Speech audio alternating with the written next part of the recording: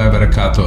نن به موږ د هغه څه په اړه وغږیږو چې موږ ټول یې تجربه کوو چې هغه احساسات دي.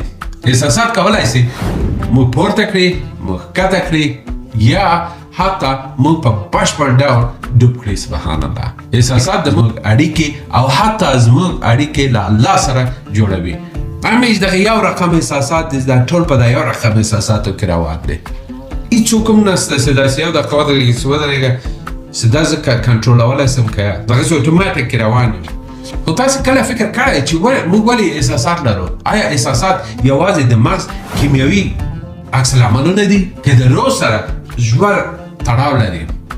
نن به د اسلام او روانشناسي له نظره د احساساتو موضوع وڅېړو انشاءالله تعالی، تر څو چې زده کړو چې څنګه یې کنټرول کړو انشاءالله تعالی. دا به پکې زده کړو چې څنګه یې د الله د قربت لپاره وکاروو انشاءالله تعالی. په اسلام کې احساسات یوازې د مغز فزیکي عکس العمل نه دی، بلکې زموږ د روح او زړه انعکاس هم دی. سبحان الله. الله عزوجل موږ تاسو ته په قرآن کې وایي چې ضعیفه کیږئ مه، غمګینه کیږئ مه، تاسې مؤمنان یاست او تاسې به انشاءالله بریالي اوسئ که چیرې خپل ایمان کنټرول کړئ. دا سوره ال عمران کې ده. دا آیات موږ ته رازده کوي چې احساسات باید موږ کنټرول نه کړي، موږ باید خپل احساسات کنټرول کړو. امام غزالي رحم الله وایي چې زړه د یو عینې په څېر ده.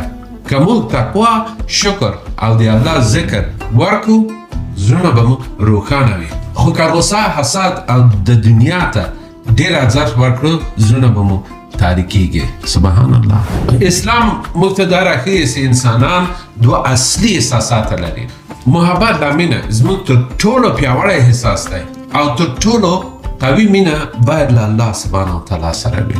او دا الله عزوجل قرآن کې په سوره البقره کې وایي او هغه کسان چې ایمان لري هغوی د الله سره ډېره زیاته مینه لري. سبحان الله.